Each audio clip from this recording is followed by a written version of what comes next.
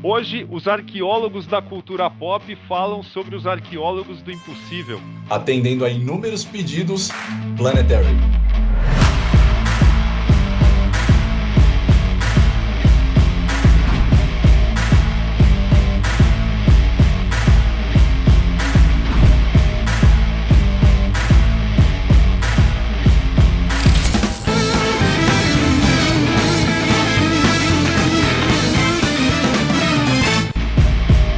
Mais nada, é interessante a gente trazer o Planetary aqui como tema do nosso programa, não apenas pelo fato de muita gente ter pedido para que a gente falasse disso, né, que já é uma obra que demorou para ser concluída, tal. A gente vai falar sobre essas pausas, sobre quando começou, por que parou, quando acabou e tudo mais, mas é um tanto paradoxal nós falarmos exatamente desta obra, que é absurdamente multireferencial, né? É um deleite assim para quem procura referências, para quem gosta de fato da cultura pop e enfia a cabeça nisso.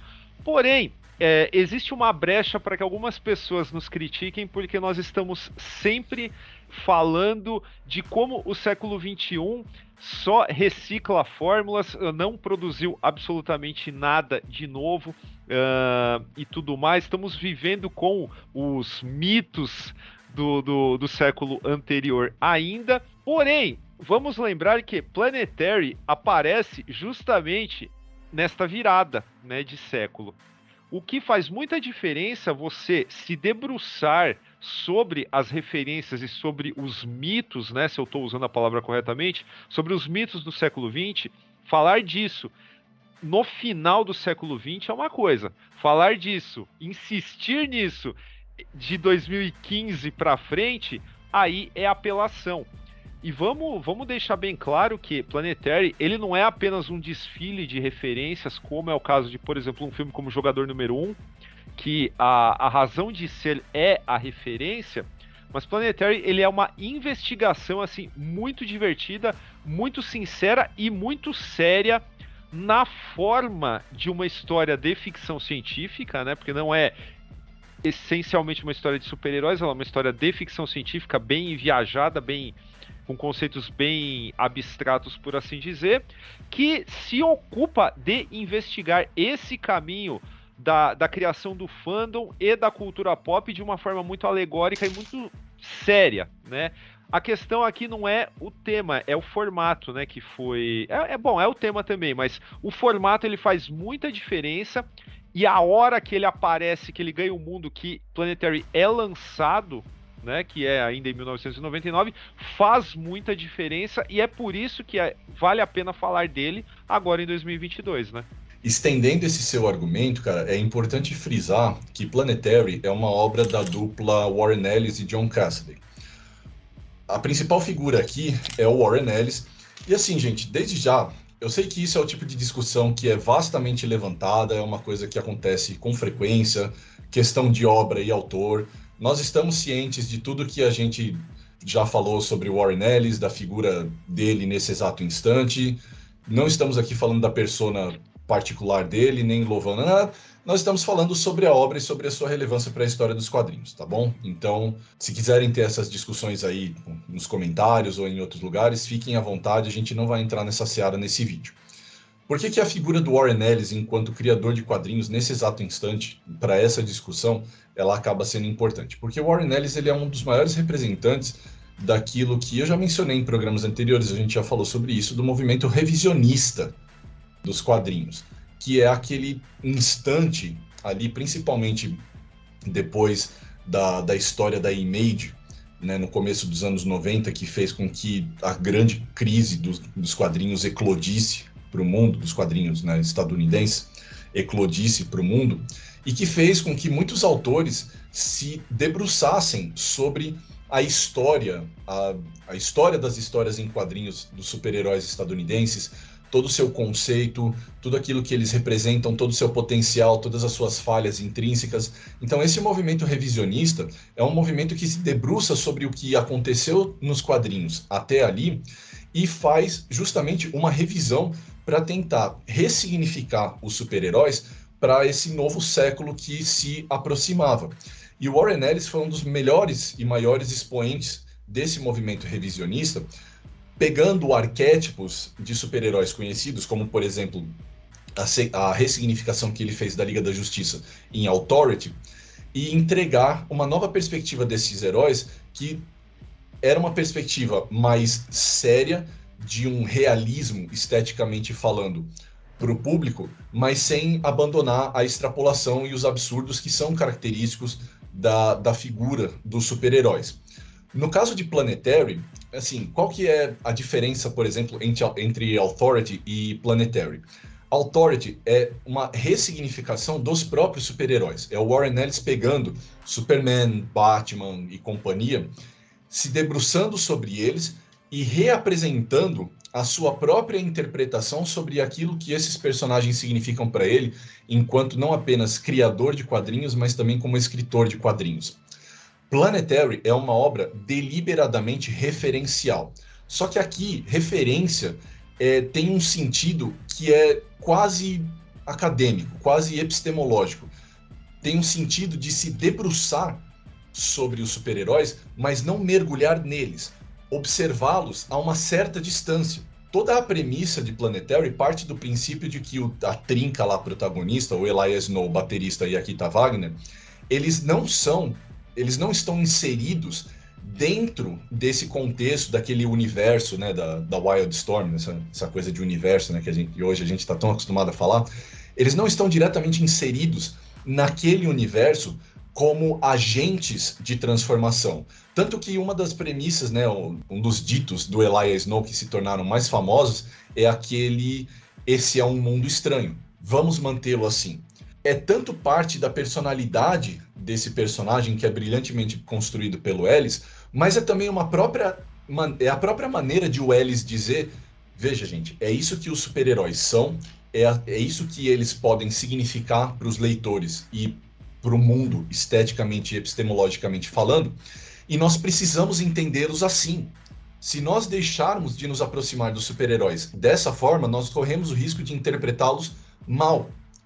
E isso vai fazer com que a coisa descambe, que é uma aproximação, enquanto um escritor de quadrinhos revisionista, é uma aproximação do Ellis, é uma aproximação crítica do Ellis em relação àquela desandada completa entre aquela desconstrução apresentada, capitaneada, né, não necessariamente apresentada pelo Alan Moore nos anos 80, e toda a comporta de churume dos super-heróis que a Image Liefeld-iana abriu durante os anos 90. Então, assim, Planetary, ela é mais do que uma obra crítica dos super-heróis. Ela é uma obra sobre crítica dos super-heróis. Da cultura pop em geral, eu diria, porque limitar isso no escopo de super-heróis, cara, eu acho que... É o principal vetor, né? Mas sim, concordo contigo. Sim, porque parte dos pais dos super-heróis, né? A primeira aventura deles justamente vai... E é algo que não necessariamente é cronológico, mas o começo de Planetary, a primeira aventura deles é justamente ali dentro do universo dos Pulps, né? E a sua subsequente transformação no fandom de super-heróis. Porém, já no segundo número a gente já tem um negócio assim que é um salto enorme, né? Que vai lá pro cinema de ação de Hong Kong, né? E você fala que existe, cara, essa história, eu lembro que foi justamente a história que me pegou, que eu falei, caramba, cara, porque esse cara, é sempre bom a gente encontrar autores que estão falando de coisas que você naquele momento achava que só existia você para comentar sobre isso, né? E quando ele vai falar de tramas de ação no cinema de Hong Kong, e você percebe aquilo imediatamente, embora alguém que não tivesse familiaridade com esse universo cinematográfico, talvez tivesse alguma dificuldade em entender o que o autor estava falando. Então é por isso que sempre os pós-fácios, os textos explicativos, eles são sempre importantes nesse sentido. Mas eu bati o olho ali, eu percebi que ele estava falando de algo que já tinha passado a Era de Ouro, no caso, os tiroteios coreografados do cinema asiático, sim.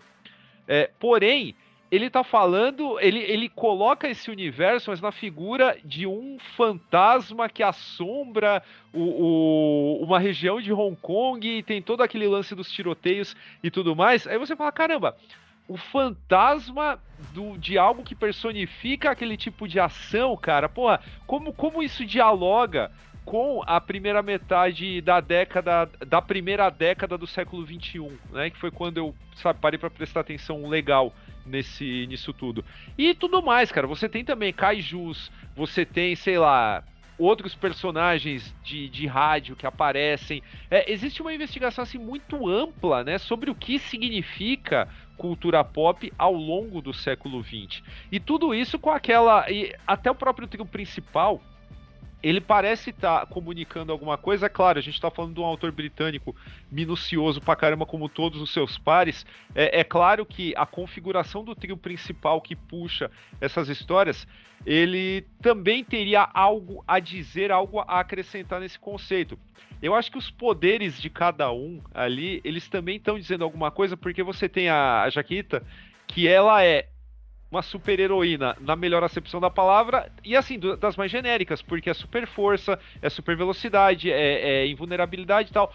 Por outro lado, você tem um cara que é super estranho, que já parece algo, assim, de mentes mais criativas, como o Grant Morrison nos anos 90, que é o baterista, que ele consegue, sei lá, encontrar as linhas de informação, sabe? Que é um poder que até não dá pra você explicar, né, de uma forma lógica e objetiva para alguém. Mas quando você dá a história faz muito sentido, porque esse poder é usado nos momentos em que realmente é preciso, né, empurrar a história. E o Elijah Snow, que é tipo a Jane Sparks, né, do Authority, né? Sim.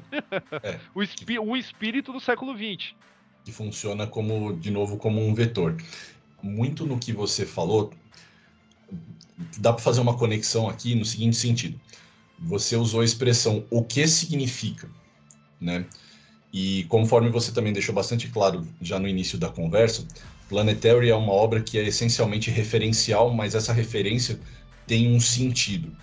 E é curioso porque unindo essas três palavras, sentido, referência e significado, isso me lembra muito um filósofo alemão chamado Gottlob Frege, que escreveu uma obra chamada Sinn und Bedeutung, gastando meu alemão aqui, que é sentido e referência.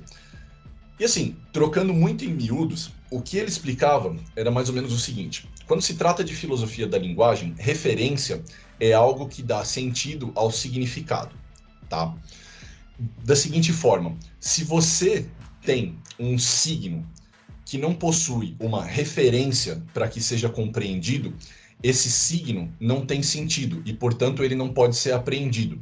Assim, trocando muito em miúdos, é como se você, por exemplo, nós aqui no Ocidente, é quando a gente não tem uma educação e a gente cruza com um caractere chinês ou japonês. A gente sabe que aquilo tem um significado, mas como nós não temos uma referência, aquilo para nós não faz sentido. E por que eu estou dizendo tudo isso? Porque quando o Ellis começa a trabalhar os seus quadrinhos revisionistas, o que ele pega são super-heróis que foram esvaziados de sentido. Porque, de novo, volto a toda aquela questão do movimento dos anos 80 capitaneados pelo Alan Moore, em que ele desconstrói os super-heróis, mas ele não necessariamente oferece nada para ressignificá-los, para colocar algo ali. Há gente que faz isso. Eu particularmente considero que isso já havia sido feito logo no começo dos anos 90, quando o Kurt Busiek ele começa o seu Astro City, e para mim ele resolve o problema colocado pelo Alan Moore, mas isso não é uma coisa que chegou ao grande público, principalmente por conta daquela questão da Image. Então, quando o Ellis ele começa a trabalhar os seus super-heróis, ele começa a trabalhar do princípio de que esses super-heróis tiveram a sua história completamente obliterada e que são agora símbolos que não possuem sentido porque eles foram esvaziados por criadores de super-heróis como, por exemplo, um Rob Liefeld ou um Todd McFarlane, que entendiam aquilo apenas como um entretenimento alienado e, sei lá, violência pela violência, tudo aquilo que a gente vive falando por aqui. O que significa, então, pegar esse sentido freguiano em Planetary? Você criar um grupo em torno de uma história que é essencialmente referencial, significa trazer de volta a história dos super-heróis para dentro do conceito de super-heróis e assim oferecer um sentido a eles de novo. Quando a gente fala dos arqueólogos do impossível, eu acho essa expressãozinha, esse títulozinho, super divertido, porque ele remete diretamente a duas coisas. Primeiro, se você é um arqueólogo, você está resgatando, redescobrindo e trazendo a interpretação da história de volta ao presente. Isso, quando se trata dos super-heróis naquele momento da virada dos anos 90 para os 2000, é extremamente pertinente, porque, de novo, você está resgatando toda a história dos super-heróis, que é essencialmente o que o Ellis faz em Planetary, e ressignificando esses personagens de novo. Não à toa ele cria diversas versões para inúmeros heróis, e os próprios vilões, né, assim, de Planetary é ninguém menos do que uma versão do Quarteto Fantástico. Os Imaginautas, sabe? Não existe nada tão simbólico quanto os arqueólogos do impossível enfrentarem uma versão dos Imaginautas dos super-heróis. Por outro lado, eles também são os arqueólogos do impossível. Ou seja, o Warren Ellis ele está abordando diretamente aquela questão provocada pelo Alan Moore em Watchmen e pelos seus super-heróis, de que o realismo não comporta o absurdo dos super-heróis. Atribuir o impossível, o absurdo, a extrapolação, de novo, a esse conceito que é o subgênero dos super-heróis, devolve o sentido que havia sido perdido para eles. Através da referência, Warren Ellis imbui esses símbolos de sentido e a partir disso eles possuem novamente um significado. Então é possível sim a gente dizer que Planetary tem assim esse viés filosófico, essa coisa de sentido e referência que eu mencionei do Frege, porque existe claramente uma intenção do Ellis que não é, como o Daniel bem disse, não é tipo uma vibe jogador número 1, que é simplesmente vomitar referências na forma de um fanservice, porque é a coisa mais cretina, a coisa mais estúpida, a coisa mais, sabe, basal de você tratar a cultura pop, é essa história do eu sou fã, eu quero service, é você, assim, tá declarando ao mundo que sua inteligência é limitada e que você quer que seja assim. Você tá pegando um cara que trabalha o conceito de super-heróis a partir de uma história que é rica, tanto em material intrínseco, ou seja, tudo aquilo que foi criado na história dos super-heróis, quanto em termos de significado, tudo aquilo que eles podem oferecer em termos de reflexão sobre a própria história do século XX. Então, assim, é por isso que a gente está falando de Planetary hoje, porque dentre esses quadrinhos revisionistas, nesse momento tão crítico da história dos super-heróis, ele é provavelmente o material que é tanto referencial e autorreferencial mais bem sucedido no sentido de lembrar a gente que a história dos super-heróis ela é rica e que ela não é rica apenas pelo volume de detalhes, mas também pelo seu volume de possíveis significados da sua própria epistemologia, né?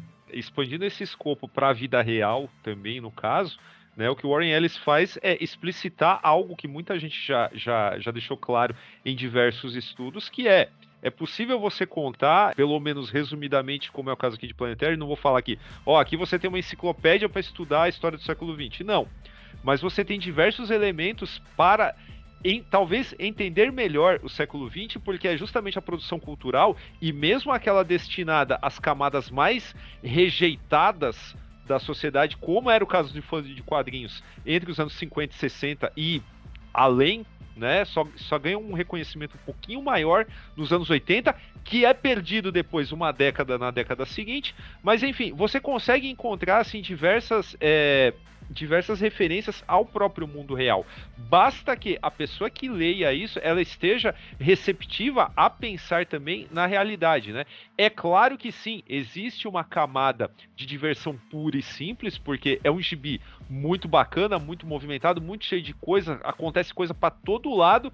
Você tem um roteirista ali que está amarrando de uma forma coerente um acontecimento no outro, embora, conforme eu falei, eles fujam, né, de uma ordem cronológica em determinado momento, e você também tem um desenhista assim também, sabe, estourou a partir da oportunidade que ele teve de dar vida a essa piração do roteirista, porque conforme o próprio Alan Moore fala em um dos prefácios dessas edições aqui em TP, que eu não vou me desfazer para comprar Absolute porra nenhuma, essas aqui estão boas demais. Ele fala que em determinado momento ele sentia que o Cassidy, tipo, competia com o Warren Ellis para ver quem, sabe, quem conseguia extrapolar mais, quem conseguia agregar mais elementos para essa narrativa, que tinha, assim, para mim é muito claro, desde o começo, quando você lê Planetary do começo ao fim, você percebe que existia um plano, né? Não foi algo que, apesar da demora, e a gente já tem que deixar isso claro, isso aqui ele vai aparecer lá. Tem um preview em 98, depois em 99 a gente tem a história acontecendo de fato, virou o século e tal, ali por volta de entre 2001 e 2003 acho que houve um hiato grande, em partes por conta da doença do Warren Ellis naquele momento, em partes por conta dos compromissos, né, do John Cassidy, que já tinha explodido na indústria e ficava difícil dar conta de um título tão, como é que se diz? Tão detalhista, né, quanto é o Planetary, e aí a série ela acaba se encerrando somente em 2009. Nesse meio tempo houve crossover e tal, mas esses são crossovers que não acrescentam muita coisa para a essência, para o âmago de Planetary. São coisas assim que são no máximo divertidas, né?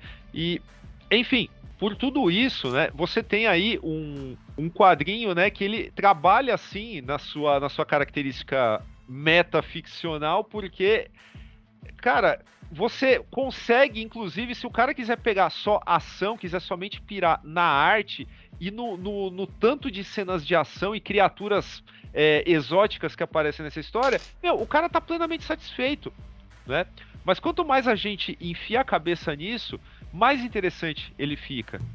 Okay, e você falou agora há pouco uma coisa que eu achei muito foda, que é algo que eu não tinha pensado nisso até agora.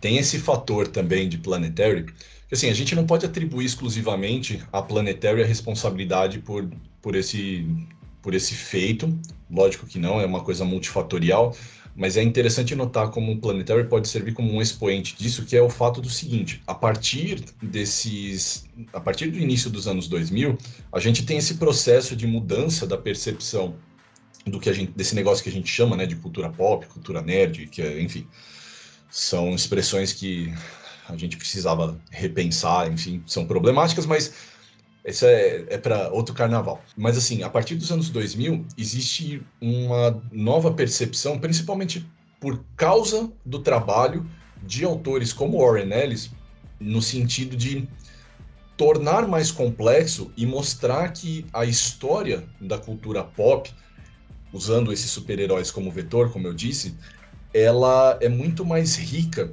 do que a percepção do público em geral, né, o senso comum diz sobre elas. Então, mesmo tem essa outra camada que eu vejo agora que ela é interessante, porque assim, a própria narrativa de Planetary ela já é uma coisa metalinguística, mas quando nós vemos hoje, a posteriori, como essa coisa da cultura pop, da cultura nerd, ela é recebida pelos círculos mais críticos que lidam com ela, a gente percebe que ela tem uma outra camada meta, uma outra camada além, que é de demonstrar essa riqueza de um ponto de vista de geração de conhecimento, né? Que não é só de uma coisa de consumo para entretenimento, porque o público hoje, conhecendo essa história, sabendo do potencial desses símbolos, ele é muito mais crítico, muito mais exigente.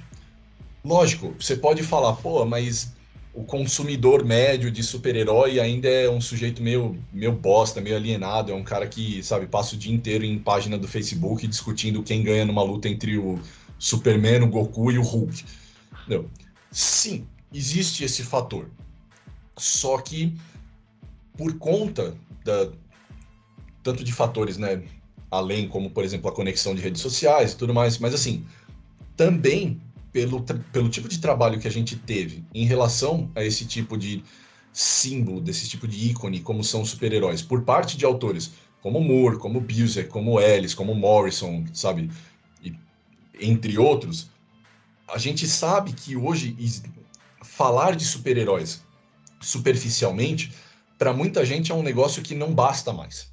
Entendeu? A gente sabe que existe ali uma riqueza que é muito mais profunda. E Planetary, né, enquanto os arqueólogos do impossível, para não deixar essa brincadeira escapar, são os caras que escavam isso a fundo para mostrar para nós, para dar sentido, de novo, para voltar àquela questão, para dar sentido a esses símbolos e nos fazer entender que não é porque eles são ainda muito trabalhados como, sabe, produtos de entretenimento que eles precisam se limitar a isso. Existe uma história, existe uma potência neles que é muito maior, né? E para mim é até curioso, paradoxal notar que nos quadrinhos esse tipo de exigência hoje talvez seja tão maior nessa busca por qualidade, essa questão crítica seja tão mais intensa, e em outras searas onde os super-heróis acabaram de adentrar, como por exemplo os cinemas, eles sejam tratados dessa forma tão anódina quanto eles eram, por exemplo, nos anos 90. E é uma coisa que para mim não tende a durar também por causa disso, porque uma hora ou outra essa coisa do choque, essa coisa, sabe, da surpresa do cinema vai passar e as pessoas vão buscar coisas mais críticas, coisa que eu particularmente acho que já está acontecendo, porque finalmente as pessoas começaram a entender que o que elas estão recebendo é mais do mesmo. E as pessoas estão se tornando mais críticas em relação a esse tipo de produto em outras mídias também.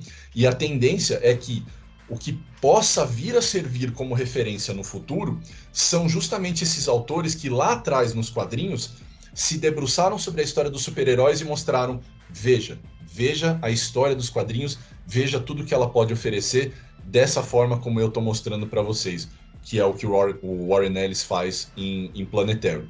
Então, assim, lógico, não dá para fazer um exercício de previsão do futuro aqui, nem é a intenção, mas assim, eu espero de verdade que uma hora outras mídias descubram o Planetary para levar ao resto do público esse conhecimento de que os super-heróis não são, como foram nos quadrinhos, apenas aquilo que a Image oferecia, e não são o que acontece hoje, por exemplo, nos cinemas, o que a Marvel e a DC oferecem. Beleza, galera? Esse foi o Formiga na Tela sobre Planetary, de Warren Ellis e John Cassaday. Se você ainda não tem uma edição de Planetary, vou deixar o link para compra aí na descrição do vídeo, beleza? Também procura a gente nas redes sociais, caso você ainda não nos siga, Facebook, Twitter, Instagram, onde é @formiga.elétrica.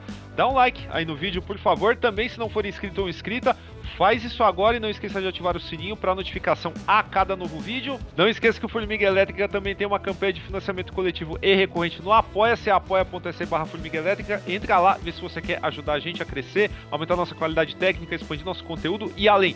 Tem programa de recompensas para apoiadores, dá uma olhada lá. Então é isso, a gente volta na quarta-feira que vem. Falou!